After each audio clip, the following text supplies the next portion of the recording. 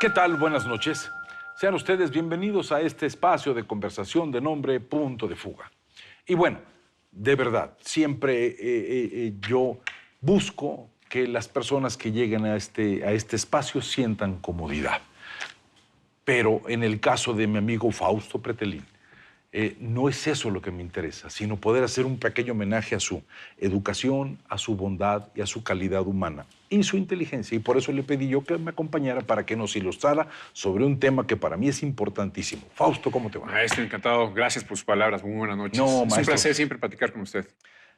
En este espacio de estos últimos días, escuchando las conversaciones de los líderes más encumbrados, si quiere llamarle prestigiados, en una reunión de nombre G20, uno puede darse cuenta que el tiempo pasa de manera brutal, Fausto.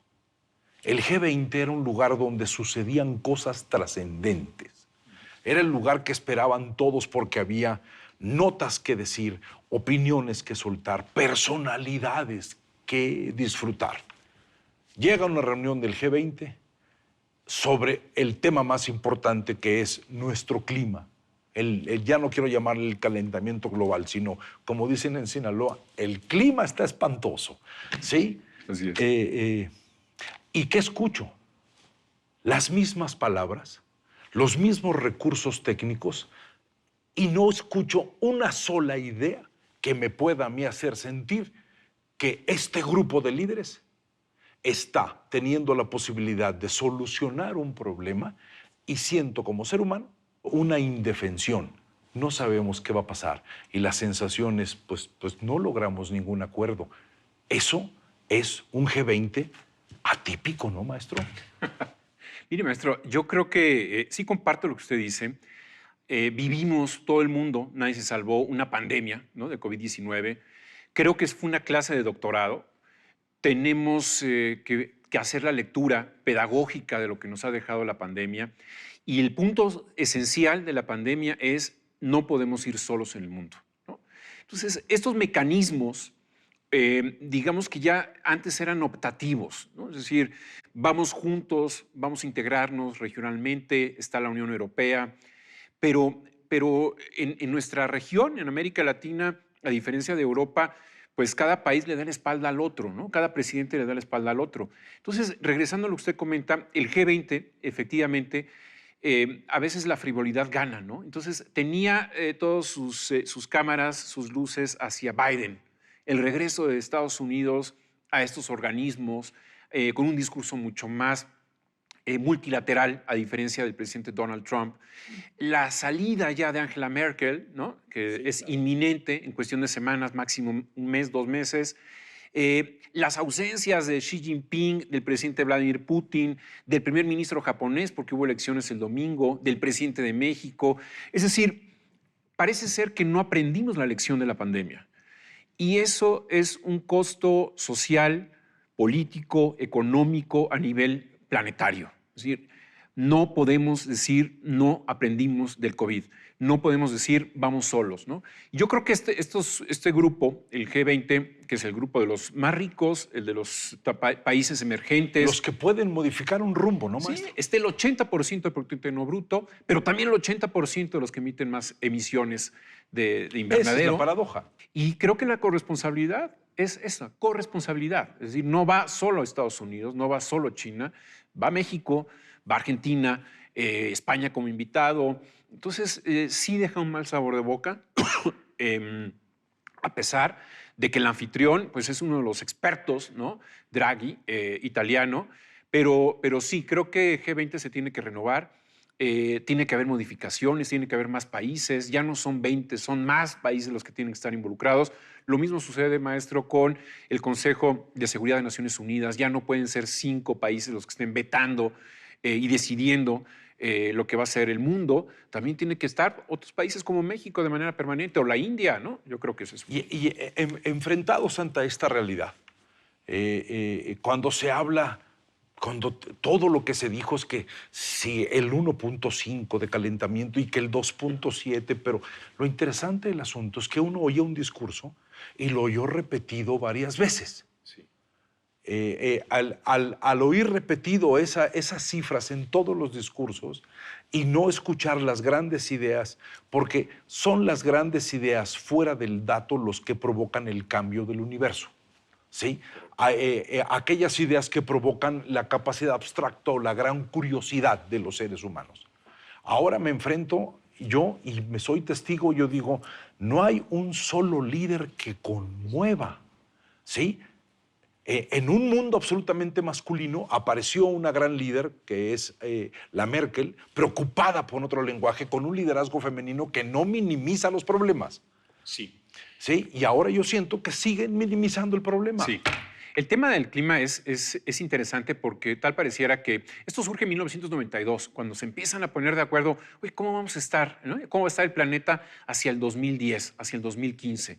En aquella época creo que hablar del futuro, los políticos son muy tramposos, por eso se necesitan estadistas, ¿no? Es decir, aquellos que piensan en la siguiente generación, aquellos que se sentaron en los 50 a armar lo que es hoy la Unión Europea. Dijeron, ya no podemos soportar que Alemania y que Francia estén peleados de manera permanente. Necesitamos poner en una cesta común la paz en el futuro.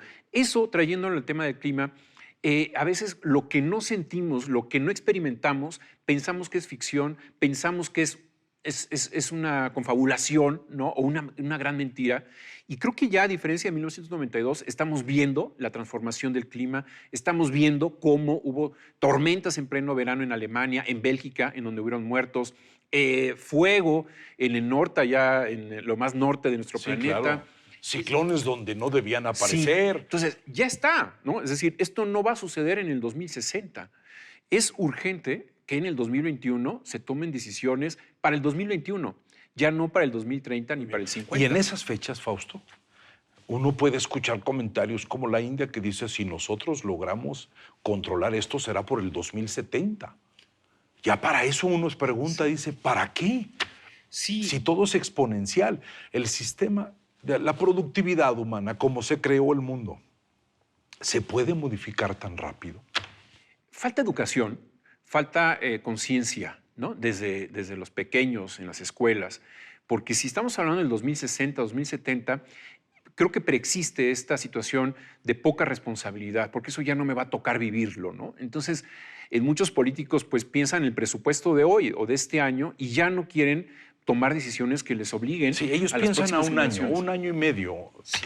Y la verdadera política es pensar para los que no han nacido y los que van a nacer dentro de 20 años. Correcto. Sí. Y eso es lo que ha faltado a estos organismos multilaterales. Yo insisto que este siglo XXI va a ser el siglo del multilateralismo, porque no se puede ir como un solipsista, un personaje solo, abandonado o por la libre, ¿no? Para solucionar problemas del clima. Esto nos atañe a todos.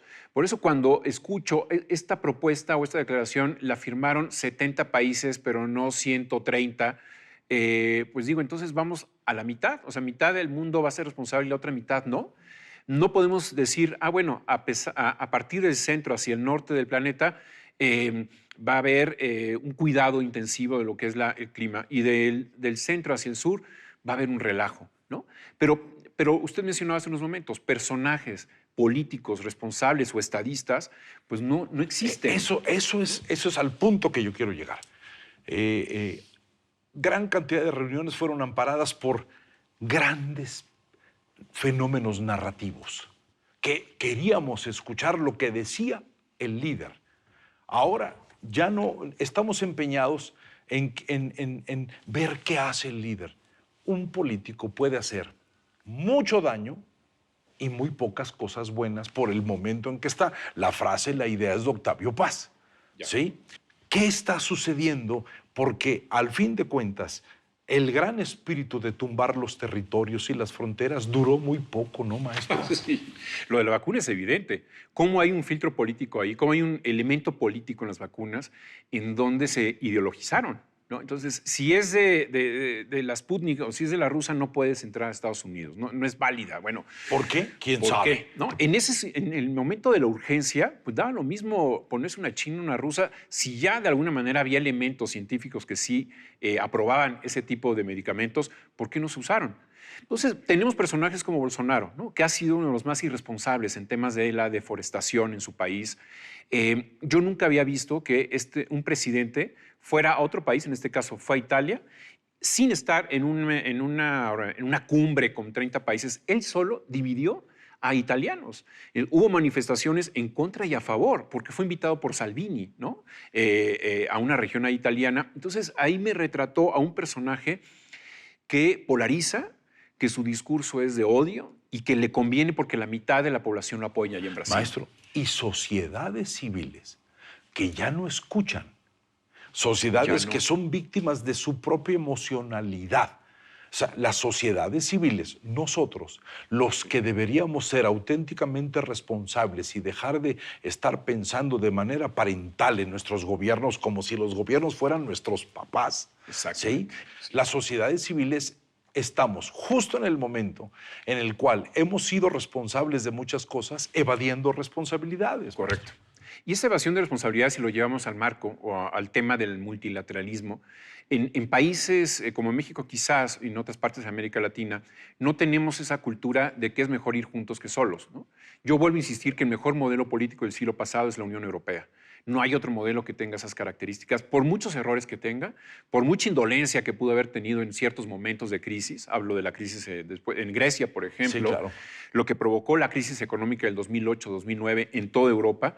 Pero el tema es que la sociedad a veces nos acostumbra o nos educaron a ser una sociedad paternalista en donde estamos acostumbrados a voltear a ver al presidente que nos dé todo, ¿no? Resuélveme el problema, Resuélveme el resolvámoslo problema. nosotros y fíjense bien a quién ponen. Y tal pareciera que para entrar es como una secta, ¿no? Que la primera condición es estar sordo. Es decir, no ser racionalmente responsable de lo que uno puede llegar a ser, sino que uno cede la libertad personal a un grupo, ¿no? Y que el grupo decida.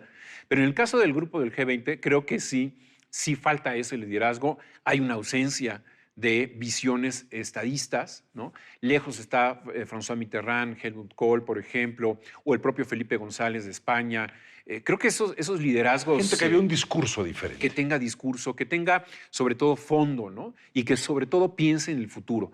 Que eso es algo, insisto, que no se da en estas generaciones políticas.